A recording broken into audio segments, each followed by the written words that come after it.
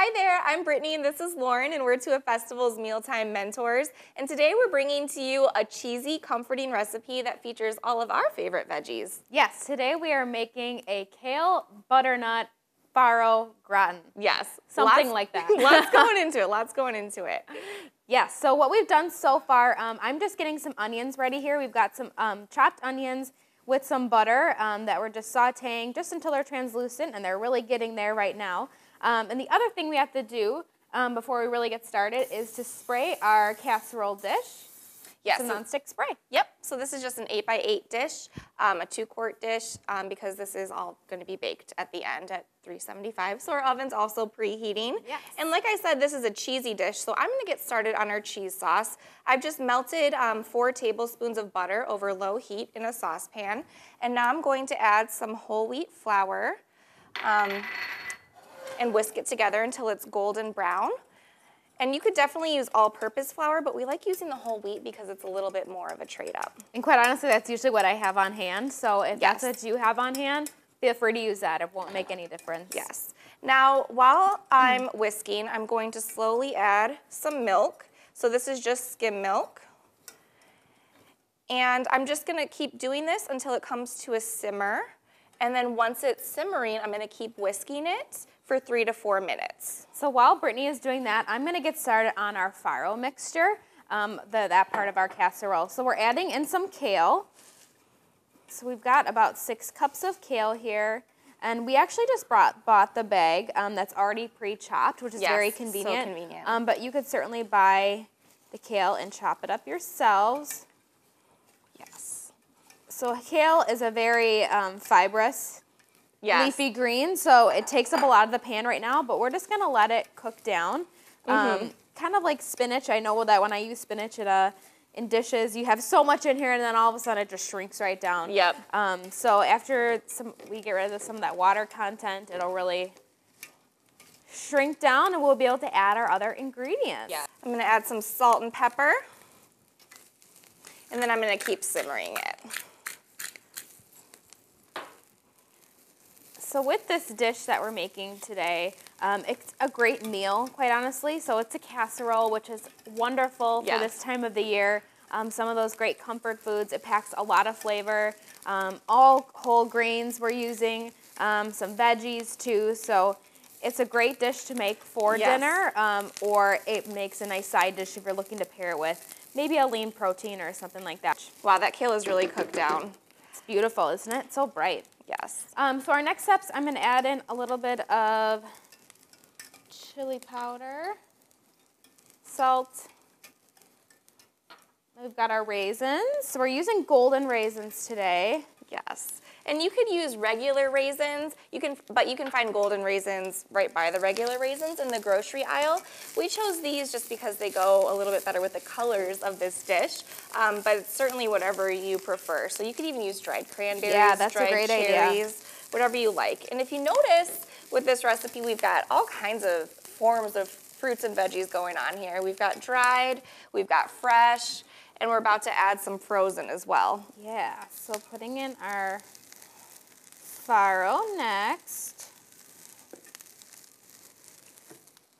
Look at that. And our milk and flour mixture is just about ready. So what I want to do is remove it from the heat immediately and add our cheese. So this is a blend of Asiago, Parmesan, and Romano. That sounds amazing. Okay, so this will go in. You just want about 5 ounces, not too much, because we don't want the cheese mixture to get too thick. I really like this blend of cheeses though, the Asiago, the Parmesan, and the Romano, because it's very robust, very bold flavors going on here. And it just adds a lot to this casserole dish. So what I just did is I added in our bowl of, not our bowl, excuse me. Our bag. Our bag of frozen butternut squash. You can find this in our natural and organic department at Festival. This is just our store brand, the Wild Harvest. It's a lot quicker than cutting up a butternut squash, which can also be very intimidating to a lot of people. So this is a great way. Just use the frozen, super easy, really convenient. Yes. So we're just cooking all this together here. Look at all these colors. It's so pretty. I remember when I was... cheese sauce smells amazing. So we're just gonna let this go ahead and cook down. I'm gonna get this cheese sauce all mixed up and then we'll be ready to mix it. Okay, so our cheese sauce is really coming together. I did remove it from the heat initially, but then I put it back on for a little bit just because this is we're working with some harder cheeses that take a while to melt. So now I'm gonna pour it directly into our kale and butternut squash and farro mixture, however you say it. Yeah, we're not exactly sure how to say farro or farro. It's one of those two, either one works. So we're just gonna mix it directly in the skillet, get everything nice and coated. So good. And it smells amazing. And as you can see, everything is cooked down really nicely too. Yes. In the pan. So it'll fit nicely. I know it looks like a lot, but it'll fit nicely in this casserole dish. Yes. So while you're doing that, I'm gonna get started on our topping. So we're gonna be doing like a breadcrumb / nut topping. So we've got some Italian seasoned breadcrumbs.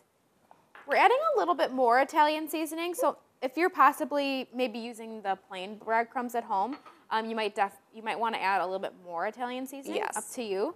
And then we're adding in some walnuts. You could use pine nuts, you could use almonds, really whatever nuts you have on hand at home. And then a little bit of melted butter. Yummy. So I'm just going to whisk this up.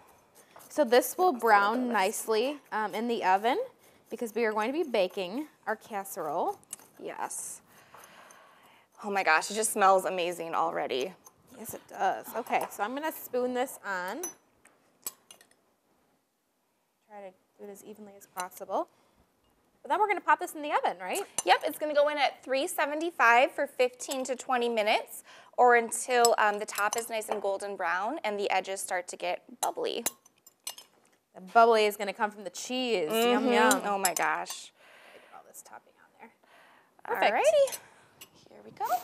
So I'm going to give you some and see how we did. All right. I love the butternut squash too. Oh my gosh, it's so ooey gooey with all that cheese. Yeah, and the butternut squash definitely adds a lot of flavor. All right. I'll give it a bite. Try to get some. I'm jealous. I wish I was you right now. This is such a nice dish to make. Comfort food, but still incorporating a lot of veggies and whole grains too. Oh yes. We hope you get a chance to try this comforting recipe this week. For more resources and recipes from your mealtime mentors, visit bestfoods.com.